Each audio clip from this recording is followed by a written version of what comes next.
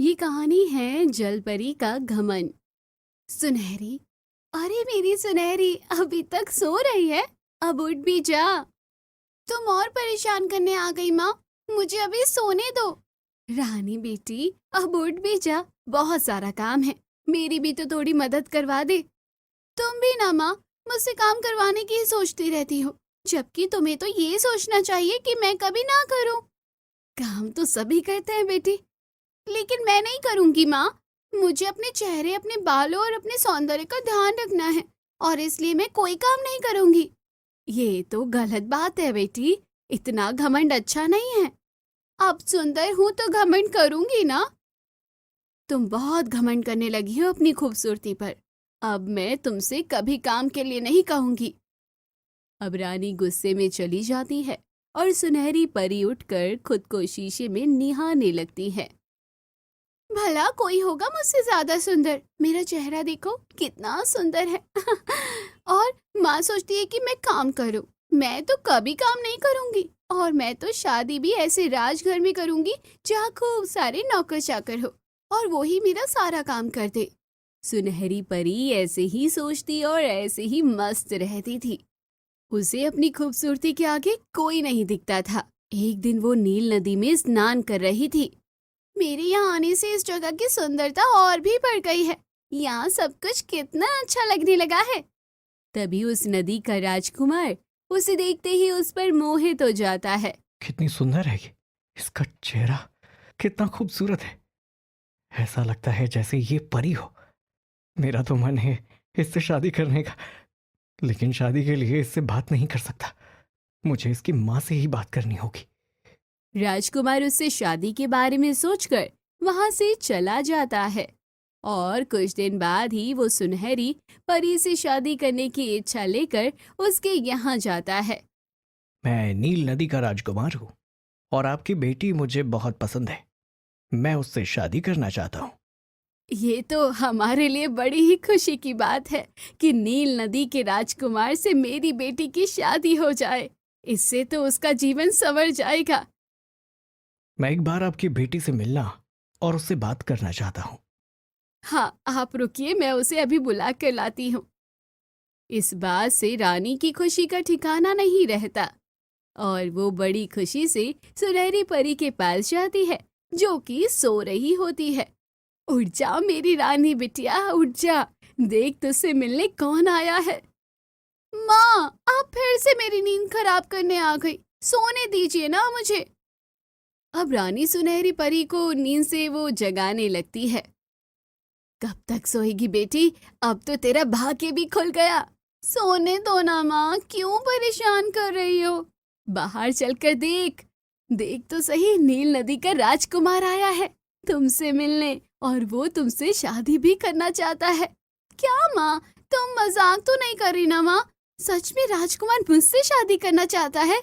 हाँ, वो बाहर तुम्हारा इंतजार कर रहा है। अब देर मत करो, जल्दी करो और उससे बात करो। आप चलिए माँ, मैं आती हूँ। सुनहरी परी अच्छे से तैयार होने लगती है और रानी राजकुमार के पास जाती है। राजकुमार, आप पहली बार हमारे यहाँ आए हैं, बताइए आपकी कैसी खातिरदारी करें? आप कुछ मत कीजिए। मैं तो आपके यहाँ अपने मन की इच्छा व्यक्त करने और सुनहरी परी से बात करने आया हूँ। अब वो जल्दी आ जाएं तो मैं उनसे मिल लूँ। वो बात ही कर रहे होते हैं, तभी सुनहरी परी वहां आ जाती है और वो राजकुमार को देखकर दुखी हो जाती है। क्या ये राजकुमार है?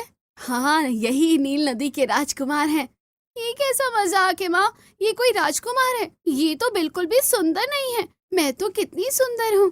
ये कैसी बातें कर रही हो तुम बेटी? सही कह रही हो माँ, ये राजकुमार तो बिल्कुल अच्छा नहीं दिखता, और इसलिए मैं इससे बिल्कुल शादी नहीं करना चाहती। कितनी घमंडी लड़की है ये। मुझे तो लगा था जैसे ये सूरत से सुंदर है वैसे ही मन से भी सुंदर होगी, लेकिन इसका स्वभाव तो बिल्कुल अच्छा नहीं है। तुमसे तो मुझे बात ही नहीं करनी है। माँ, तुम इससे कहो कि यहाँ से चला जाए। तुम तो बहुत गलत तरीके से बात करती हो। मैंने नहीं सोचा था कि तुम ऐसी होंगी। अब मैं जा रहा हूँ। सुनहरी परी की बात राजकुमार को बुरी लगती है और वो वहां से चला जाता है। जिसके बाद रानी सुनहरी परी पर बहुत नाराज होती है। ये कैसी मूर्खता की है तूने? तुझे पता है कि वो राजकुमार तुझे कितना खुश रखता। उससे शादी होने से तेरी जिंदगी बदल जाती, लेकिन तूने अपनी मूर्खता की वजह से ये मौका गवा दिया। अब तुझे सारी जिंदगी ये याद रहेगा।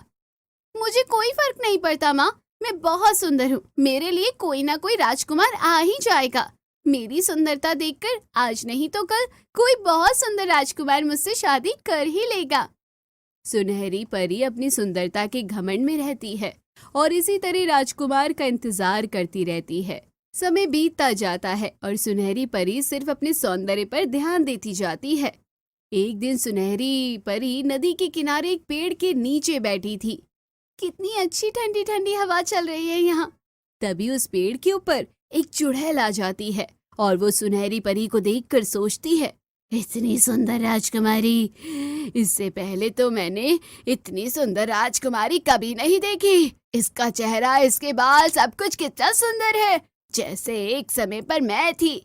अब मुझे तो इसे छू कर देखना ही होगा, लेकिन अगर मैं इस चुड़ैल की अवस्था में इसके सामने गई तो ये भाग जाएगी। इसलिए मुझे कोई और रूप लेना होगा। मैं एक बच्ची का रूप ले लेती हूँ। अब चुड़ैल सुनहरी को छूने के लिए एक छोटी बच्ची बन जाती है और सुनहरी परी के सामने जाती है। राजकुमारी, तुम यहाँ क्या कर रही हो? मैं तो यहाँ बैठी हूँ, बस ठंडी ठंडी हवा का आनंद ले रही हूँ। वैसे परी, तुम तो बहुत सुंदर हो। ऐसी सुंदरता मैंने यहाँ पहले कभी नहीं देखी। देखोगी भी कैसे? मेरे जैसा सुंदर तो कोई भी नहीं है यहाँ। अच्छा, क्या मैं तुम्हें छू सकती हूँ? नहीं, तुम मुझे नहीं छू सकती। क्यों? क्या हुआ? क्योंकि तुम्हारे हाथ बहुत गंदे हैं। तुम पहले जाकर अपने हाथ साफ कर आओ, फिर मुझे छूना। ठीक है, मैं अभी नदी में अपने हाथ साफ करके आती हूँ। अब वो छोटी बच्ची जो चुड़ैल थी, वो तुरंत हाथ साफ करने नदी पर जाती है। कितनी प्यारी है वो राजकुमारी, बस अब मैं जल्दी से उसे छू कर देख लूं। वो जल्दी से हाथ साफ करने सुनहरी परी के पास आ जाती है। देखो, अब मेरे हाथ बिल्कुल साफ है। अब मैं तुम्हें छू सकती हूँ ना? छू लेना, आराम से छू लेना। मैं कहीं भाग थोड़ी ना रही हूँ। ठीक है, मैं तुम्हें छू कर देखती हूँ। रुको, क्या हुआ? मुझे बहुत भूख लगी है और उस पेड़ पर जो फल लगा है, मेरा उसे खाने का बहुत मन कर रहा है, लेकिन मैं उस फल में से फल तोड़ नहीं सकती। तुम मुझे वो फल लाकर दे दो ना। क्या? अब मुझे वो फल तोड़कर भी लाना होगा? हाँ, मेरी वो फल खाने की इच्छा हो रही है। तुम वो फल लाकर मुझे दोगी, तभी मुझे छू पाओगी, वरना मैं तुम्हें खुद को नहीं छूने दूंगी। ठीक है, मैं फल लेकर आती हूँ। अब वो बच्ची जो कि चुड़ैल थी, फल लेने चली जाती है। अगर मैं चुड़ैल ना होती तो फल कैसे तोड़ पाती? अभी तो मैं अपनी मायावी शक्तियों से वो फल तोड़ लेती हूँ और जल्दी उस परी के पास जाती हूँ। लेकिन सुनहरी परी अपनी खूबसूरती पर घमंड करने लगती है। मैं इतनी सुंदर हूँ कि वो बच्ची मुझे छूने के लिए मेरी बात मानने को तैयार हो गई। इतनी छोटी सी है वो, लेकिन फिर भी मेरे लिए फल तोड़ने गई है, ताकि फल तोड़ने के बाद वो मुझे छू कर देख सकती है। लेकिन वो कितनी खराब दिखती है, मुझे तो उसे खुद को कभी ना छूने दो। इसलिए अब उससे बचने के लिए मैं नदी के अंदर चली जाऊंगी, ताकि वो मुझे छू ना सके। सुनहरी परी जल्दी से नदी में चली जाती है। थोड़ी देर में ही बच्ची जो कि चुड़ैल थी, वो फल लेकर आती है और सुनहरी परी को वहां न देखकर वो बहुत गुस्सा हो जाती है। वो राजकुमारी कहाँ गई? मुझे तो उसे छूकर देखना था। उसी के लिए तो मैंने हाथ साफ किए और फिर फल लेने भी गई, लेकिन वो राजकुमारी मुझसे झूठ बोलकर चली गई। धोखा दे दिया उसने मुझे। बहुत बुरी है वो राजकुमारी। और फिर वो बच्ची वापस चुड़ैल बन जाती है। बहुत घमंड है उस राजकुमारी को अपनी खूबसूरती पर, लेकिन अब उसकी ये खूबसूरती ज्यादा देर नहीं रहेगी। मैं उसे श्राप देती हूँ, उसका ये सौंदर्य खत्म हो जाएगा, वो बदसूरत हो जाएगी। चुड़ैल का श्राप राजकुमारी को लग जाता है और अब अगले दिन जब राजकुमारी सोकर उठती है तो वो आईना देखती है और वो घबराकर चिल्लाने लगती है। ये क्या हो गया मेरे चेहरे को? मेरा चेहरा इतना गंदा कैसे हो गया? मैं इतनी बदसूरत कैसे हो गई? कल तक तो मैं बहुत सुंदर थी और फिर आज ऐसा कैसे क्यों? तभी रानी भी वहां आती है। क्या हुआ बेटी, ऐसे क्यों चिल्ला रही हो तुम? माँ देखो ना, मेरा चेहरा खराब हो गया है। ऐसा लगता है जैसे किसी ने मुझे बहुत मारा हो।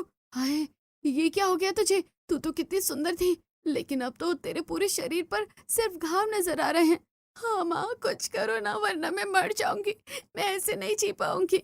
तू परेशान मत हो और तुरंत मेरे साथ नील नदी के देवता के पास चल। वो जरूर ही इसका कोई समाधान निकालेंगे, जरूर कुछ बताएंगे।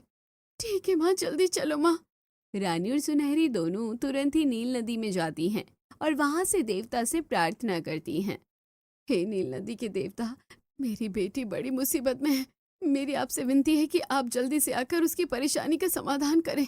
हाँ नील देवता जी, मेरा चेहरा खराब हो गया है, आप जल्दी से आकर सब ठीक कर दीजिए। उन दोनों की पुकार सुनकर तुरंत ही नील नदी के देवता उनके सामने प्रकट हो जाते हैं। क्या हुआ? तुम दोनों ने मुझे पुकारा? हाँ देवता जी, देखिए ना मेरी बेटी को क्या हो गया है। वो कितनी सुंदर थी और अब देखिए ना। लेकिन ये कैसे हुआ? अब रानी उन्हें सारी बातें बताती है। तब देवता सुनहरी परी से पूछते हैं। बेटी, क्या तुमने अपनी खूबसूरती के घमंड में कभी किसी के साथ गलत किया है? किसी का दिल दुखाया हो या किसी को धोखा दिया हो? तब सुनहरी को राजकुमार और वो बच्ची दोनों की याद आ जाती है, जिनके बारे में वो देवता को बताती है। हाँ देवता जी, ये गलती तो हुई है मुझसे। कुछ दिन पहले जब नील नदी के राजकुमार मेरे लिए शादी का प्रस्ताव लेकर आए थे, तब मैंने उन्हें गलत तरीके से बात करके उन्हें मना कर दिया और उन्हें जाने को कह दिया। अच्छा, क्या और किसी के साथ भी तुमने गलत किया है? हाँ, एक छोटी बच्ची मुझे छूकर देखना चाहती थी, लेकिन मैंने उसे फल तोड़ने भेज दिया और फिर मैं नदी में आ गई। अच्छा, रुको। अब देवता अपनी शक्तियों का प्रयोग करके सब जान लेते हैं। वो बच्ची एक चुड़ैल थी और ये सब तुम्हारे घमंड की वजह से ही हुआ है। अब जिस चुड़ैल ने ये सब किया है, मैं उसे यहां बुला लेता हूं। अब देवता के बुलाने पर वो चुड़ैल वहां जाती है। कहिए नील नदी के देवता, क्या काम है? क्या राजकुमारी की ये दशा तुम्हारी वजह से है? उसके शरीर पर इतने घाव, ये सब तुमने किए हैं? हाँ, मैंने इसे श्राप दिया है, जिसके बाद ही इसके साथ ऐसा हुआ है। क्यों? क्योंकि इसे अपनी खूबसूरती पर घमंड है।